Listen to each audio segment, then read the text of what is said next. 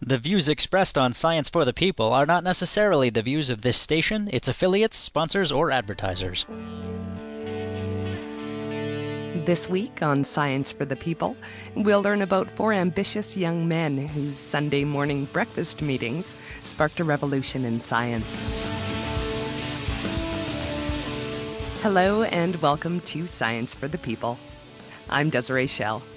My guest is Laura J. Snyder, a professor of philosophy at St. John's University in New York City, and she writes on science and ideas for the Wall Street Journal. She's a Fulbright scholar, a life member of Clare Hall College, and past president of the International Society for the History of Philosophy of Science. Her most recent book, The Philosophical Breakfast Club, Four Remarkable Friends Who Transformed Science and Changed the World, was an official selection of the TED Book Club, a Scientific American notable book and winner of the 2011 Royal Institution of Australia poll for favorite science book. Great to have you here, Laura. Thank you, Desiree. I'm happy to be here. Okay, so first question in two parts. What was the Philosophical Breakfast Club, and why is it the first time that I'm hearing about a group that obviously had such a massive impact on science?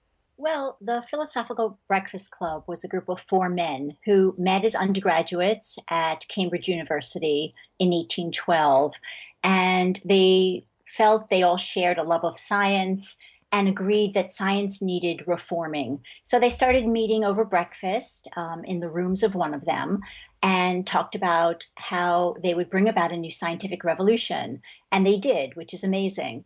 And I had never heard of it either. And no one really has studied the four of these men together. No one really has realized that they were all together in a room at the same time, talking about the same thing.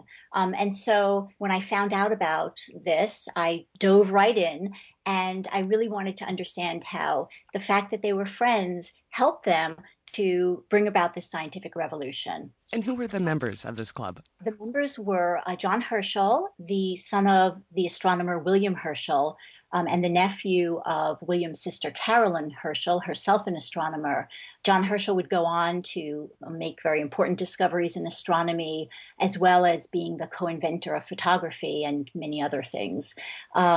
William Whewell was the master of Trinity College, eventually, the inventor of mathematical political economy, and invented the word scientist, which is an interesting story. The third member of the group was Charles Babbage, a brilliant mathematician who invented the prototype for the first modern computer. And the fourth member was Richard Jones, who was the son of a lawyer, himself wanting to study law, but his father pushed him to take religious orders. But he was always most interested in economics and the way that scientific method could be applied to make economics truly a scientific discipline. So the four of these men met and started to hold breakfast on Sunday mornings in Herschel's rooms, and decided to bring about a scientific revolution guided by their love of the work of Francis Bacon, the 17th century scientific reformer, whose works helped bring about the scientific revolution in the 17th century. Now, how old were these kids? Because they were kids. They were. They were, 18. Jones was a little bit older. He had not gone to university right away. What's so interesting to me about this dynamic is they had these very grandiose dreams for completely transforming scientific work. And they worked on this project for 50 years until they died. And during this time, they remained friends. They worked together. They wrote many, many letters. They visited each other. And they continued to talk about this project that they had conceived as very young men, which I think is just wonderful. Well, and that's what's so interesting about this is that science wasn't an esoteric or abstract pursuit for them. They were very concerned with how it could impact the public good. Exactly. And this is an idea that they partly took from Francis Bacon, who was not only a writer on scientific method, but who was himself a politician in his day, and who always thought that science should be for the good of society. He talked about how science should be for the relief of man's estate, that it should help improve the condition of mankind. And these four men really believed in that and worked their entire lives to show that science should really be for the public good. So what was the status of science at that time? What exactly were they trying to reform? Well, at that time, science was really the province of amateurs. It was really impossible to have a career as a scientist, or as that person would have been called in their time, a natural philosopher or a man of science. There were a few professorships of scientific fields at the main universities in England, but those professorships did not actually pay enough for someone to live on them. For instance, the chemistry professor at the University of Cambridge would have to pay for his own chemicals and laboratory equipment. So the scientist at that point was likely to be an amateur clergyman who would collect beetles in his spare time, or someone who was very wealthy and who would build his own laboratory in his basement. It was not someone who could devote his whole life to science. And this is really what they changed. They made science a professional field. They incorporated many of Bacon's ideas that science should be more precise, that accuracy and precision was very important. They thought science should be an empirical based, inductive method, that science should really start from observations and build up general laws from those. And they helped create new scientific societies where the man of science could come together with others and talk about the new discoveries he was making, and be helped by a kind of social system of science that men of science could work together to make discoveries and apply them to the conditions around them. That is terribly ambitious for a bunch of young men. It's very ambitious. And, I always think about myself at that age. And of course, I think many of us had very ambitious dreams, very grandiose ideas of what we would do when we grew up. So that part is not so surprising. But what's surprising to me is that they actually were able to bring about this scientific revolution that they saw as very young men. You're listening to Science for the People, and I'm talking with Laura J. Snyder, author of The Philosophical Breakfast Club, Four Remarkable Friends Who Transformed Science and Changed the World. Maybe give us a sense of the early lives of these men. What were their backgrounds? Well, their backgrounds were quite different, but in a way, they were all similar. They were kind of the odd man out.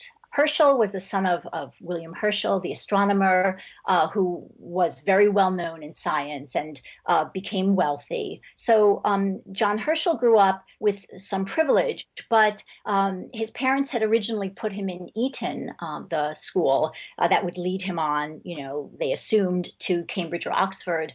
But his mother took him out when she realized he was being bullied by some of the bigger boys. So he was basically left to his own devices at home. His aunt helped teach him. He would do chemistry experiments, but he was really sort of on his own. Whewell was the son of a master carpenter, so he was really not in the lofty classes of the men who usually went on to Cambridge. He was kind of discovered by the headmaster of the grammar school, which is the school that boys intending to go on to university would go to, not usually the sons of carpenters. But he was kind of groomed to win a Cambridge scholarship. So he was kind of the odd man out because his parents were not wealthy, and that was unusual. Jones was the son of a lawyer. He was very sickly when he was young. And so his father thought that becoming a parish priest would be an easy life for him. He was apparently brilliant, but very depressed throughout his life, and had severe writer's block, really severe. So it was hard for him to write the works he wanted to. And Charles Babbage, like Jones, was the son of a wealthy man, the son of a banker. He too was sickly, and not sent off to school when he was young, and left to his own devices. He was the kind of boy who would take apart clocks and then put them back together again, very mechanically inclined. And he taught himself calculus before he even reached Cambridge. So they were all brilliant, even at an early age, but more or less probably lonely in some ways. And so I think finding each other at Cambridge really satisfied a deep need to find companionship. How much do you think the relationships between the members of the Breakfast Club contributed to each member's success? Because these are very disparate fields for the most part. Well, they saw them as not being disparate, which is what's so interesting. They were really brought together by this idea that science of all types should be conducted in an inductive, empirically based way. And I think it was very important that they found each other and worked together. And that's really what fascinated me when I was writing this project, that each of them individually would probably not have achieved so much if it hadn't been for the relationship between all four of them. You know, they wrote thousands of letters to each other, and I read all of them, and you can see, I know, and I mean that's how I got to know them so well. And you could see them throughout their lives kind of pushing each other, trying out ideas on each other. They were reading each other's works and making comments, working on the same areas together. It was not a well-known fact before that they were all writing about political economy in some way or another at the same time in the early 30s. So you could see this sort of entanglement between them in their ideas. And sometimes it was quite hard to see who had come up with a particular idea first. So I really do think that their association with each other is part of what helped each of them be so successful. Let's talk about some of their achievements. And I'd like to start with Charles Babbage because he is my favorite. So can you tell us about his life post Trinity, which is where they met? Yes, well, he actually was not at Trinity College. He had started there, but then moved over to a different college. But he was sort of adrift when he left Cambridge. He left under a cloud. He was supposed to be the senior wrangler. Everyone expected him to place top, be in the first place of all the students taking the honors exams. But instead, in a very sort of cantankerous way, he got himself disqualified for that test. So then he was sort of on his own. He married young against his father's wishes, so his father was not willing to support him. He was trying to earn a living. And then all of a sudden, in 1821, he came up with this idea while he was working with Herschel to develop a calculating engine. Because at this time, every professional group needed figures, taxation rates, interest rates, life expectancies, lunar differences for ship captains, needed to calculate the longitude while they were in the middle of the ocean. And they all had lookup books where they could look up these calculations because there were no pocket calculators that they could just take out and do quick calculations on the fly. And these lookup books were calculated by part-time workers, mostly men, but sometimes women who would just calculate again and again using a fixed method. And these men and women were called computers, interestingly. And Babbage realized how many errors there were in these tables. The tables needed for the lunar differences for ship captains had over 1,300 calculations per month. And so errors were rife. And Babbage and Herschel, looking at tables like this one day, thought it would be wonderful if a machine could calculate instead of having people. So Babbage came up with this idea, and then he was obsessed with it for the rest of his life. So it gave him a project and a way to use his brilliant mathematical mind. But unfortunately, none of his invented machines were ever built in his lifetime. Well, and actually, this is where one of the darlings of science history comes in, Ada Lovelace. What's her involvement? Well, this comes later. In the 1830s, Babbage was working on what he called his difference engine, which would calculate these kinds of tables.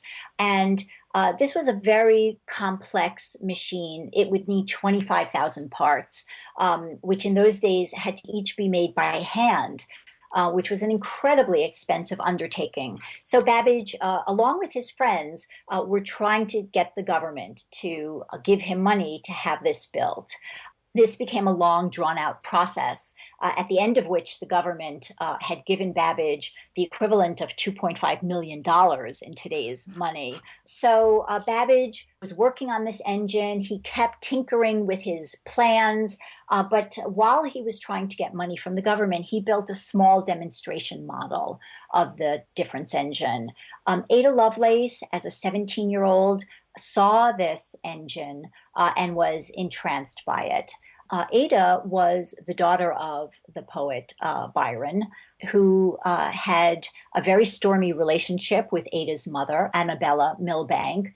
Ada's mother had studied mathematics as a girl, which was very unusual. And when Byron was wooing her, he referred to Ada's mother as the princess of parallelograms, which is lovely. But things went downhill fast after that. And by the time Ada was born, her father had already left England and her parents were divorced. So Ada was brought up by her mother, who wanted to do everything she could to keep her from taking on the kind of poetic qualities of her father. So Ada's mother insisted that she study mathematics just like her mother had done. And Ada seems to have had some capacity for that. Ultimately, she was being tutored by the Cambridge logician and mathematician Augustus de Morgan, who thought very highly of her abilities. So she did have some mathematical skills, and she could see the brilliance of Babbage's machine more than many other people could. So when she first met Babbage, she was excited about his difference engine. Years later, after marrying and continuing her studies of mathematics, she decided she wanted to help Babbage, who at this point had developed an even more exciting machine, the analytical engine, which was not just a sort of advanced calculator, but really was like the prototype of a modern computer. It was a fascinating invention, again, never built. Ada thought she could help Babbage popularize or publicize rather his analytical engine. So she kept really bothering him in letter after letter. I want to put myself at your disposal. What can I do?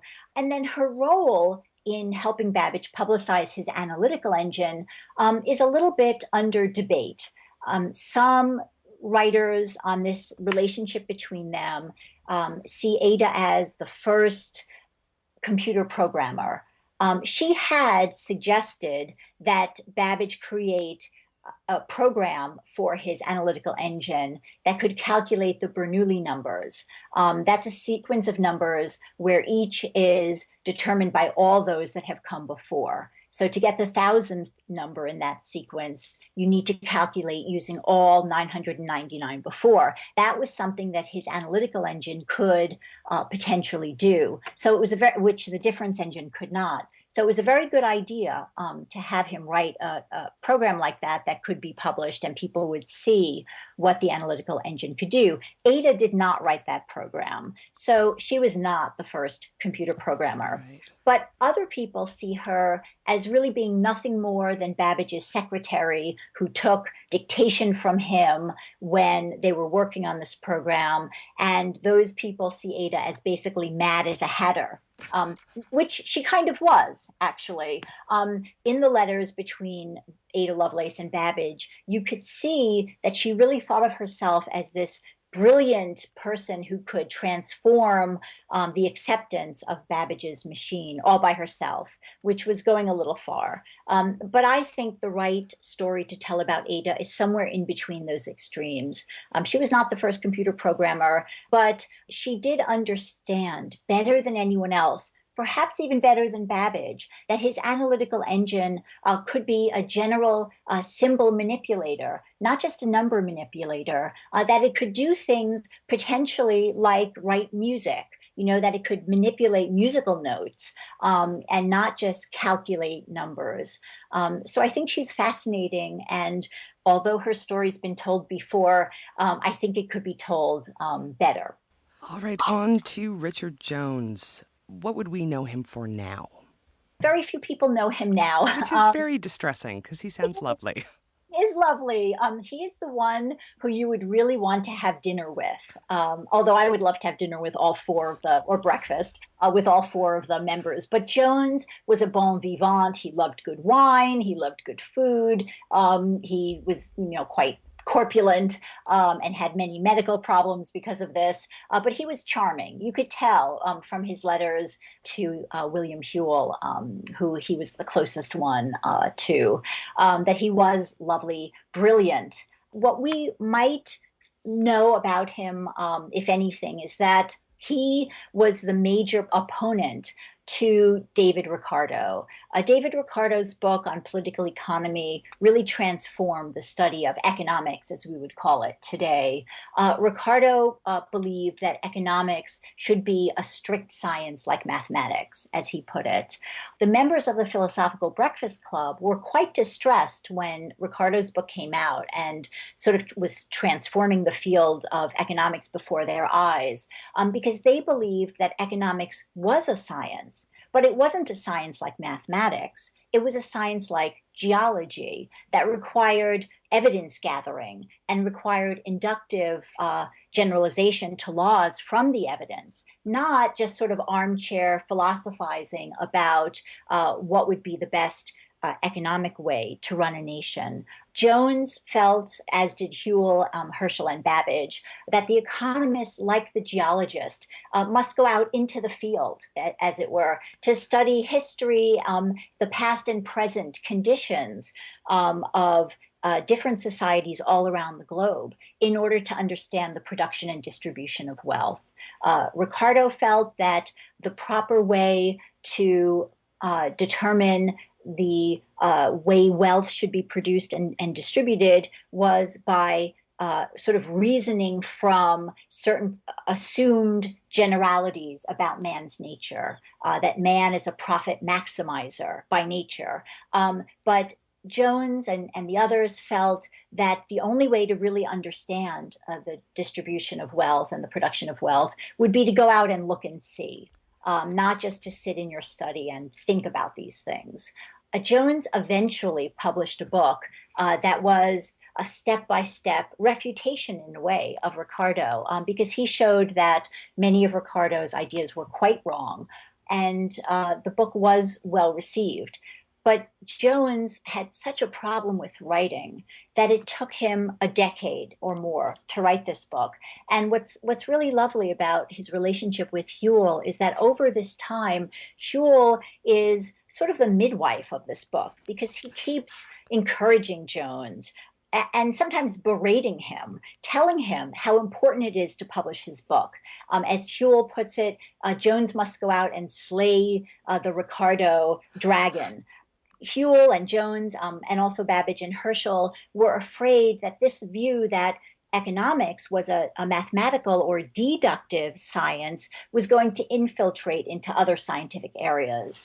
And indeed, as soon as Ricardo's book came out, many people started thinking that perhaps natural science should work in the same way. And this was something the members of the Philosophical Breakfast Club were very much opposed to. Well, one thing that we should probably mention is, yes, the book was written by Jones, but the information came from all four members of the club. This was one of the ways that they all helped each other. Whewell, at the same time that that Jones was writing this book, Whewell was working on a sort of mathematical refutation of Ricardo. And because of that, Whewell is considered the founder of mathematical economics, which is a little ironic and sad, because Whewell actually thought that economics could not be mathematized. But he kind of did that just to show how ridiculous some of Ricardo's conclusions were. So he was working on this. Herschel, as he was traveling all around the world, would buy books and find out information about the economic systems that he would send back to Jones. Babbage, when he was married, his brother-in-law was actually a member of parliament, and this brother-in-law of Babbage would also give Babbage information about economics that he could send to Jones. And Whewell as well, when he traveled, would talk to, sort of milkmaids in Switzerland and ask them about their work, and, Benedictine monks and, how they farmed their land. So Jones was really helped not only by the encouragement of the other members of the Philosophical Breakfast Club, but also, as you say, just by data collection that they were doing for him. This is Science for the People, and we'll be back with more of Laura J. Snyder, author of The Philosophical Breakfast Club, after these messages.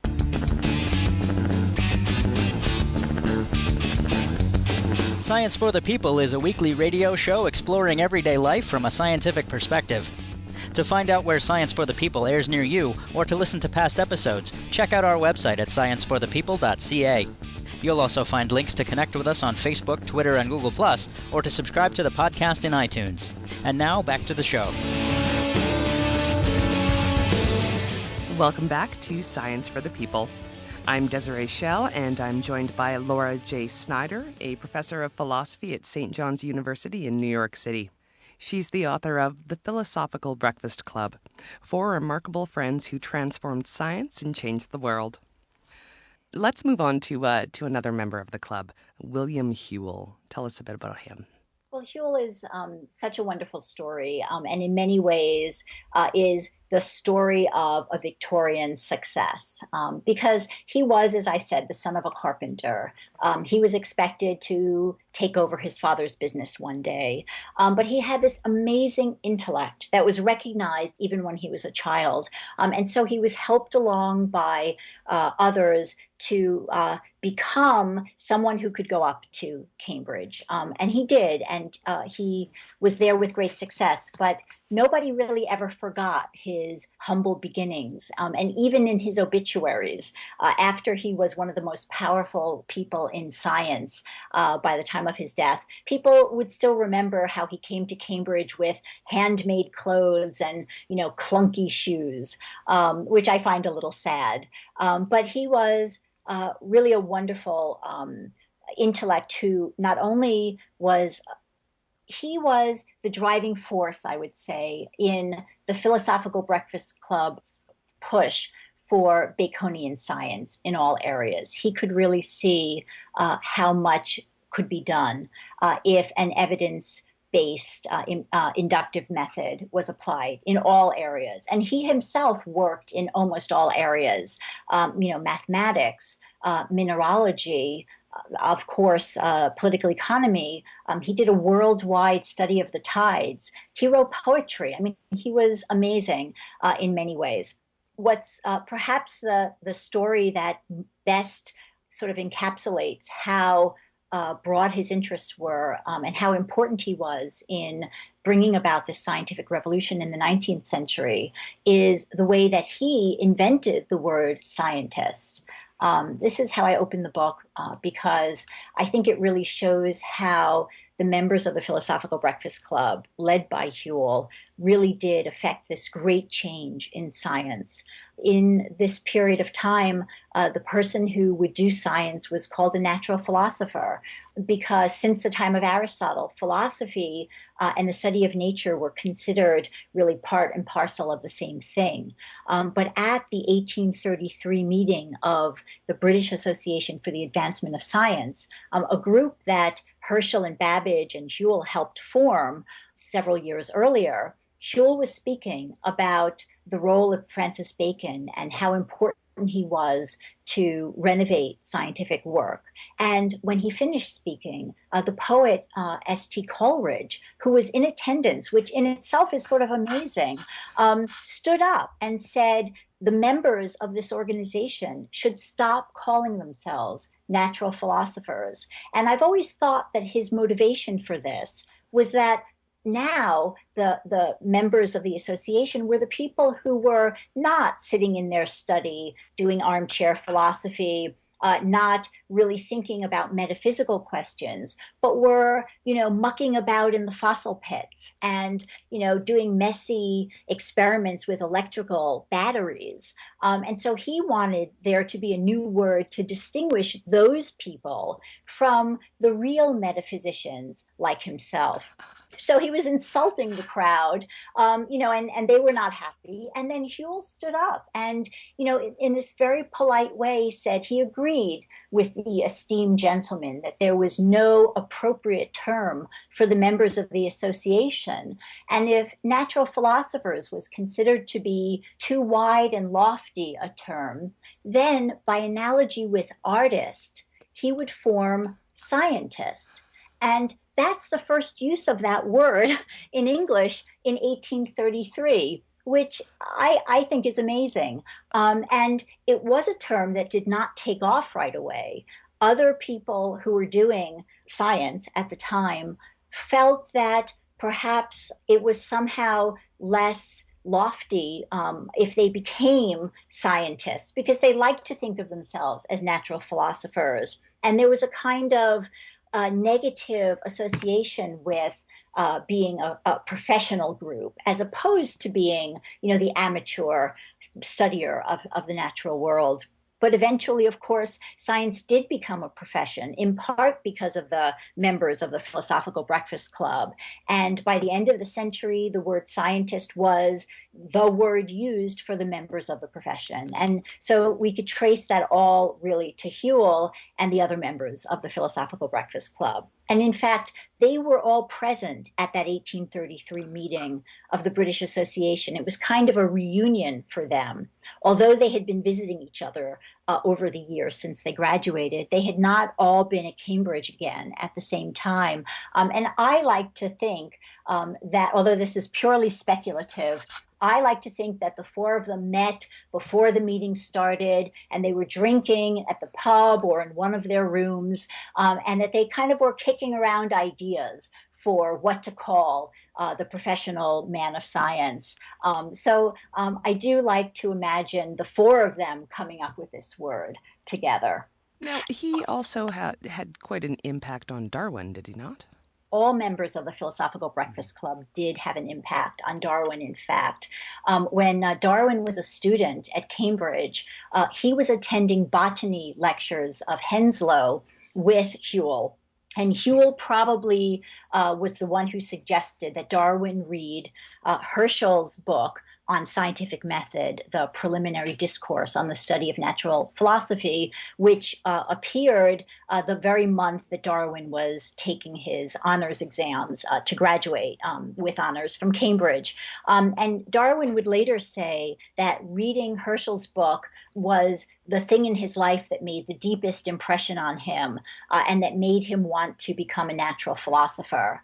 And then later, when Darwin was on the Beagle expedition, they stopped at the Cape of Good Hope, which is where Herschel at the time was, charting the stars of the southern hemisphere. And Darwin got to meet Herschel and thought it was one of the most wonderful experiences of his life. And so when Darwin was reading Herschel's book and also Whewell's book on the history of science, Darwin was starting to form his idea of proper scientific method, which he would later bring to bear when he published Origin of Species. Incidentally, Jones is probably the person who told Darwin to read the work of Robert Malthus on population, which gave Darwin the concept of the struggle for existence, which also became quite important. And there's a very, very interesting way that I think Babbage influenced Darwin as well. So Babbage, in the middle to late 1830s, had built a small demonstration model of his difference engine. It was about 3 feet tall and 2 feet wide and 2 feet deep. And it sat on a table. And he was giving parties or soirees where he would invite men of science and their wives, and also political people, literary people, members of the nobility. These were wonderful parties that everybody wanted to go to. In 1837, when Darwin had just come back from his voyage on the Beagle, Charles Lyell, the geologist, told Darwin that Darwin should come with him to one of Babbage's soirees. So he did. And during these soirees, Babbage would demonstrate the model of the difference engine, because at that time, at a big party like this, it was not unusual for there to be some kind of literary, artistic, or scientific demonstration, as entertainment. So maybe someone would bring a telescope, put it out on the lawn, and people would look at the stars. Or the ladies would dress up in costume and sort of, pose as famous paintings. So Babbage, his version of this was he would demonstrate how the difference engine worked to people who were attending his soirees.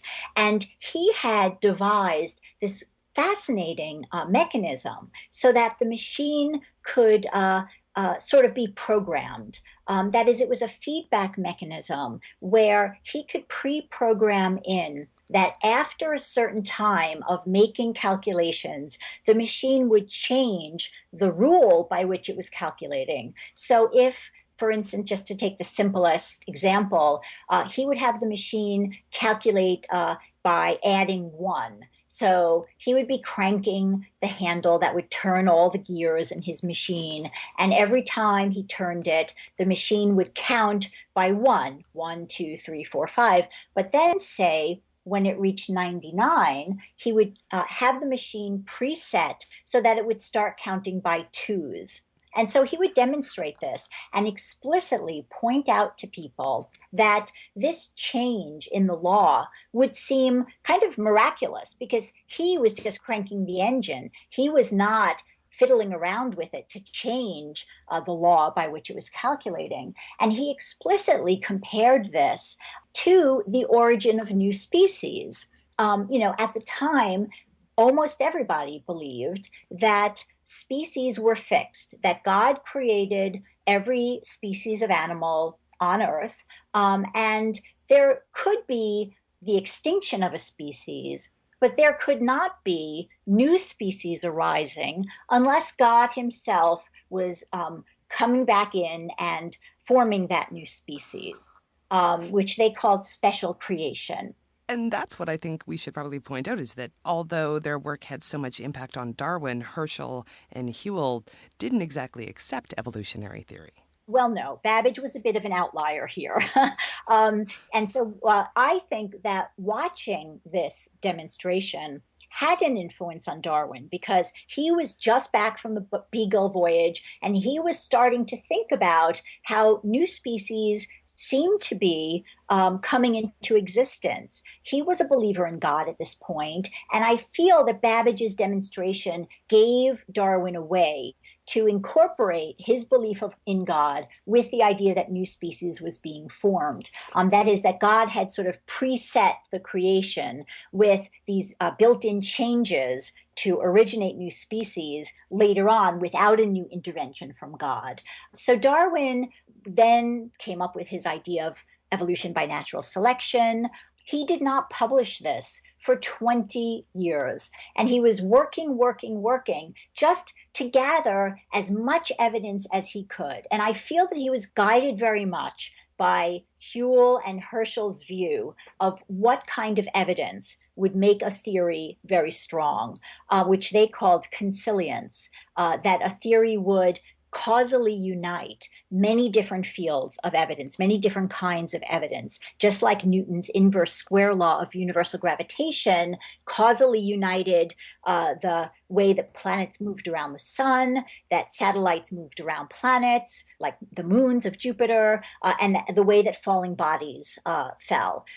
So Darwin spent so long compiling evidence, in part because he wanted to satisfy the way that Whewell and Herschel thought a very strong theory should be proven. However, neither of them accepted Darwin's theory when it first came out. He sent copies of the book to both Herschel and Whewell. He was very crushed to hear that Herschel referred to Darwin's theory of evolution by natural selection as the law of higgledy-piggledy. Yes, because Herschel did not like the way that the variations that arise in species were just random.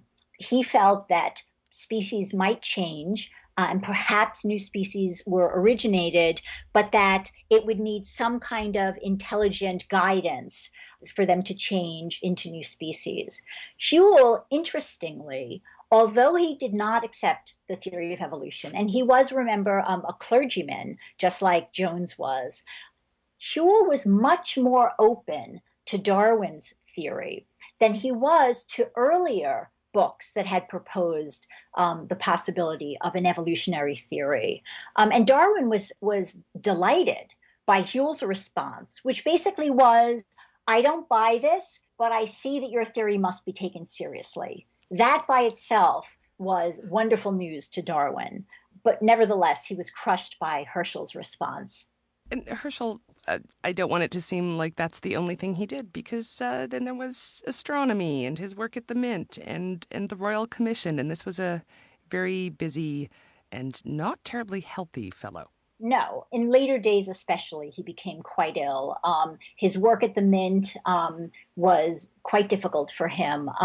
What's interesting is that after Herschel finished compiling all of the observations he had made in Africa at the Cape of Good Hope for the years that he was there, he wanted to do something in the government, really as part of that sort of public service component that the Philosophical Breakfast Club thought was so important. And Richard Jones, who was working for the government at that time with sort of the change in the tax code that was taking place, Richard Jones suggested that Herschel get the job of being in charge of the Mint because Isaac Newton had held that position in his day.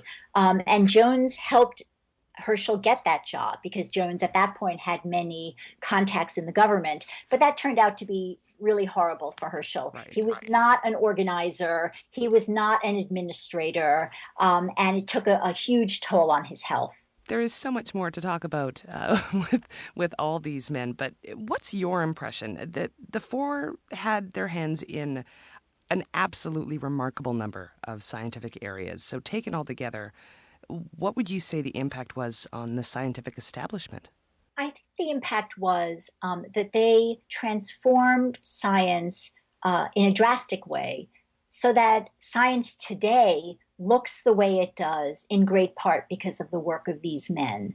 They all did, as you say, work in many different fields. And you could, as I tried to do in the book, trace their influences in many different fields in political economy, in tidal research, in computer programming. But what's most fundamental to what their work brought about was it changed the image of the man of science. The man of science or the natural philosopher really did become a scientist, a professional who, by the end of their lives, could begin to earn a living just as a man of science, just as a scientist.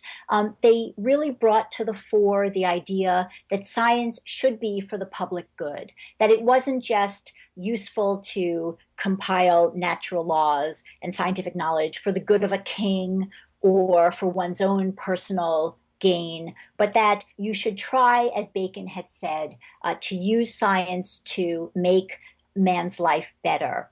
They pushed very hard for the idea of an empirical based inductive method, and they were successful. I mean, if you look at science today, you could see the model that they had set for scientific research. They formed these new scientific societies that were much more professional. You had to really be an active scientist to be part of the British Association. And these societies gave women a foot in the door of science. The British Association meetings encouraged the members to bring their wives and daughters. And at first, the women just went to the public lectures and the social events that took place at night, but they started infiltrating in a way, the sessions. And this was allowed. And little by little, men of science got used to there being women around, which I think was very important. And they also pushed for the idea of external funding, that you didn't have to pay for your own research or your own chemistry equipment or chemicals, that there should be grants given to support scientific research. So in these ways, I think they shaped the scientific enterprise to look very much like it does today. Laura, it was a wonderful book. Thanks very much for being here. Thank you so much. It was a pleasure talking to you. You can find a link to Laura J. Snyder and the Philosophical Breakfast Club on our website at scienceforthepeople.ca. And we'll be back with Skepchick contributors Amy Davis Roth and Melanie Mallon to find out about Skepchicon, the science track at the CONvergence Science Fiction and Fantasy Convention. Stay tuned. On the next episode of Science for the People, we're thinking about thinking and the capacity of the not-so-humble human brain. We'll speak to science writer Fritjof Capra about his book, Learning from Leonardo, Decoding the Notebooks of a Genius. We'll take a look at IQ testing with author and psychology professor Scott Barry Kaufman, and we'll talk to Chelsea Dufresne and Andrew Tripp about this year's Skeptech conference. That's next week on Science for the People, on your local radio station, or online at scienceforthepeople.ca. Welcome back to Science for the People. I'm Desiree Schell, and I wanted to give a bit of a signal boost to a conference I love.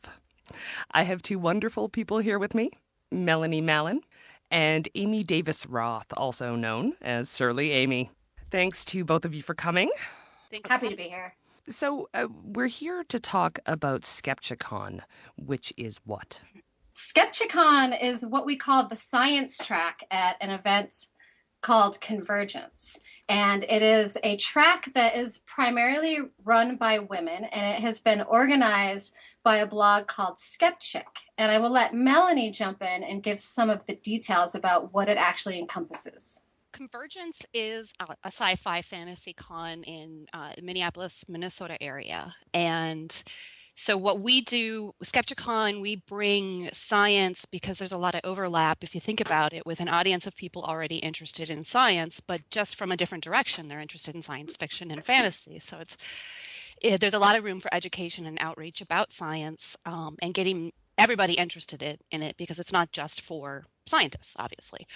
So not only do we have straightforward panels on science topics, but we also have this opportunity to look at science through the lens of fiction and art and all sorts of kind of different fun angles. And so we have panels, we have workshops, we have activities and all sorts of kind of science and art, STEAM, I guess you would call it, focus. For anyone who doesn't know, what's Skepchick? Skepchick is a blog that it sort of originally was about skepticism. So it was started by a woman named Rebecca Watson, and she was on a podcast. She still is, called SGU, which is the Skeptic's Guide to the Universe. And she found herself in a position where it was sort of a male-centric community. There wasn't a lot of people talking about skeptical issues that applied to women. And so she started this blog called Skepchick.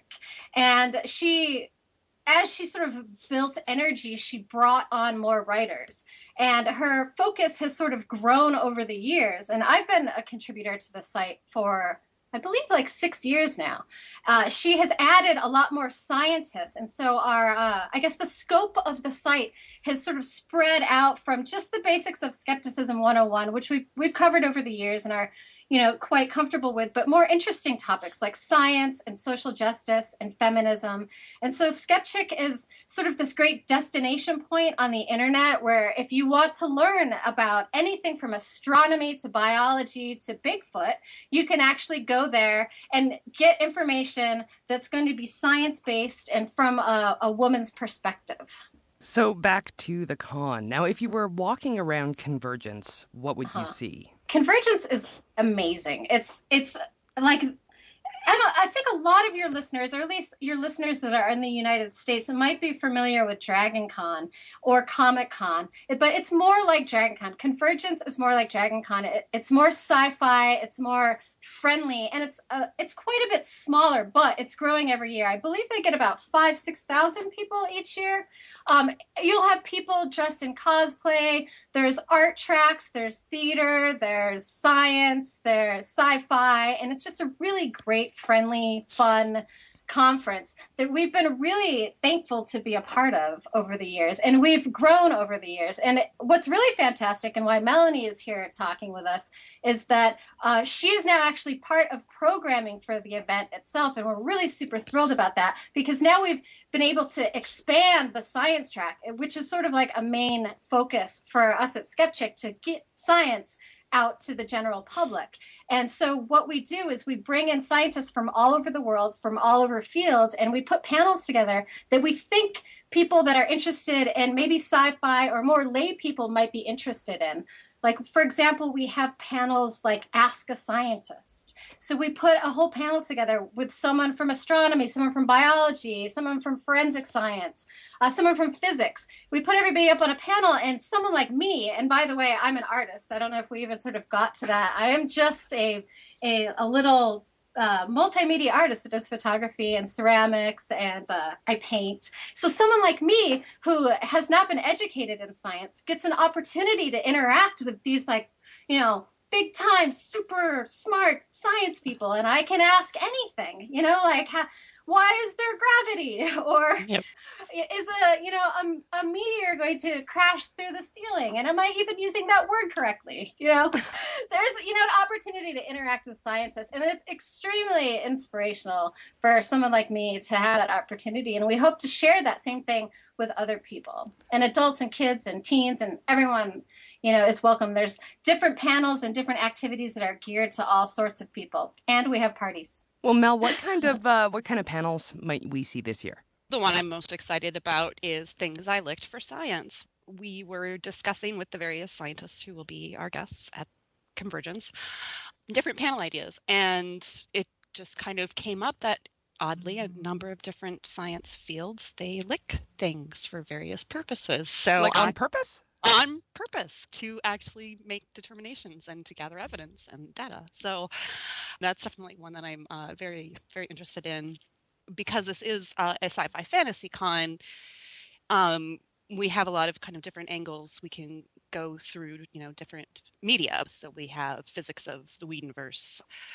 We're going to go into the science of the show Breaking Bad.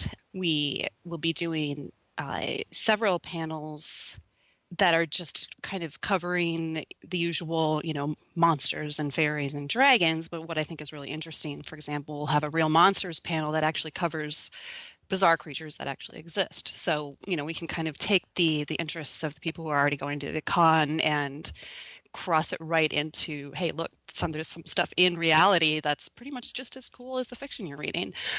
And we're also going to be, going into some basics, evaluating scientific claims and women in STEM and science for rationality, and that sort of thing. One thing that's really cool for, if your audience is already interested in science, what's really cool about going to a sci-fi fantasy convention is that, you can go to an evaluating scientific claims panel and people are in costume. I mean, it's, the whole atmosphere of it is just, it's such a beautiful combination of art and science. Well, I should probably say, full disclosure, I do often moderate some of the Skepchick science panels when I'm able to attend, and I've been a part of the climate change panels specifically. I love those. But last year I did a food sustainability panel with Valentine Kedjo and Emily Cassidy, and it was so wonderful that we actually reprised it on air here.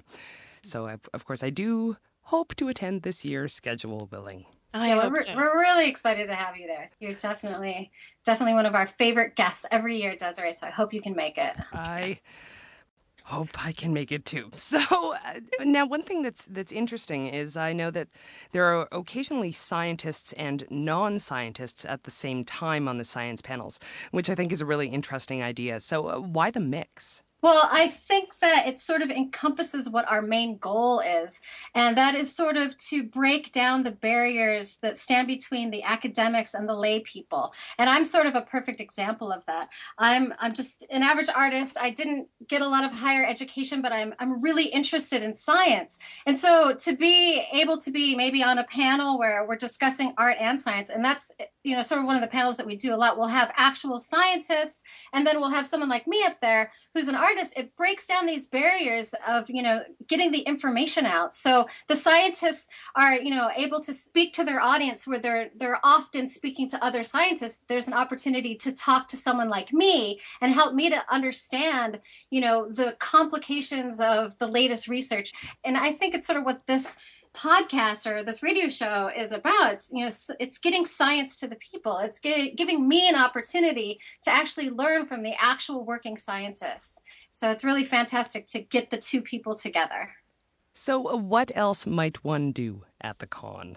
Can I jump in and say that Yes. my favorite part is the sandbox activities, and they're geared towards kids, but we bring in this one scientist named Susie Wiles, and she does a bioluminescent art workshop where kids get to draw with bacteria that actually then it'll glow the next day. It becomes art. And so there's really fantastic projects to get kids excited about, being scientists or understanding science in their life. We also did a paper doll sandbox last year where we had all these artists from one of the blogs that I manage, which is Mad Art Lab. They drew scientist paper dolls. And so each artist got to stand up and explain what the scientist did, what his work was or her work was. And then the kids got to make paper dolls of the scientists and take them with them. So I get really super excited, obviously, about the art projects that we do that have to do with science. We'll also be having, for the sandbox workshops, we'll be having Secret Agent 101, extracting DNA and actually making a necklace of it, real DNA, playing with your food, molecular gastronomy, edible astronomy, all sorts of fun workshops. And in addition, new this year, in our track room, probably one of the most fun aspects of CONvergence is every night you don't have to worry about where to go or what to do. There are 2 floors of hotel rooms that kind of go around the garden court, and different people will take over a hotel room and decorate it according to various themes. So of course you've got your typical sci-fi and fantasy themes. You've got your toast bar where you can get toast with oysters on it, gummy bears, ridiculous things, as well as butter, I hope. So in any case, people go from room to room and they can get food and drinks and that sort of thing. We've decided this year we're going to open our track room during the day and host kind of mini versions of the sandbox workshops, and have all sorts of science and art activities in our track room that people can just kind of come and go and do as they please, as well as salons with the various scientists and the Mad Art Lab artists and the Skepchicks from the entire Skepchick network. So you can have this kind of one-on-one discussion time in addition to the panels and the workshops. So when is this magical event? July 3rd through the 6th, 2014 in the Minneapolis area. You can register for CONvergence at convergence-con.org. And you can also find out more about the science track, the Skepchicon track, at skepchicon.com. One of the things that I've done to get involved in science is to make art that encourages critical thinking and encourages science. And that art project is called Surly-ramics. And I make ceramic jewelry that has, little bits of information on it. It will have DNA on it. It will have molecules on it. It will have, little quotes or things that will encourage people to learn more about science. And what I do with that project every year is I find a conference, because I also feel that the social aspect of science is important, that we need to get together and gather at these events. And I know that they're expensive for a lot of people. And for example, the first time I ever went to a science conference, it took me a year to save up the money to buy the ticket to go. And so now that I'm in a position where I can sort of give back, I try to do exactly that by using my art to raise money to pay for people to go to these events. So this year, I am going to be focusing on Skepchicon at CONvergence, and I am going to be designing a line of jewelry. Well, I've actually already designed it. And I'm going to sell that on my little Etsy shop. And I take half the money and I use that money to pay for passes to go to this event. So this year, I've designed a whole bunch of different necklaces that simply say, "I love science." And I'm going to be selling them on my Etsy shop, and I'm going to use the money to pay for people to go. So I'm hoping that the community will sort of help me out. And I'm also hoping that if there's someone out there that really wants to go to this event, but is short on cash and they can't afford to go, I want you to have an option to be able to make it. So if you just go to skepchick.org, and on the front page, there's a little side ad that says, "I love science at Skepchicon." And if you click on that, it will bring you to a blog post where you can just sign your name up in the comments. And I'm going to put a bunch of names in a hat, and I promise that I will pay for at least one person other than myself to go to this event. So I will buy passes. I can't pay for hotels, but I'm going to use the proceeds from any jewelry that I sell to buy some passes for some people out there that hopefully are just like me 6 years ago when you didn't know anything really about about science, but you knew you wanted to learn more. And this conference is a great place to go and make new friends and learn something. So just go to skepchick.org and click on the little side thing that says, I love science at Skepchicon, and sign up in the comments, or, help out if you have extra money by buying an I Love Science necklace. And I hope to see you all at CONvergence. Adjust your travel plans for the summer accordingly, folks. We've posted a link to Skepchicon on our website at scienceforthepeople.ca. Go forth and click. And maybe while you're there, also click the various links to our Twitter feed, our Facebook page, and to iTunes so that you can download past episodes, subscribe to the show, or leave a review. Thanks for listening, and we'll see you next week on Science for the People.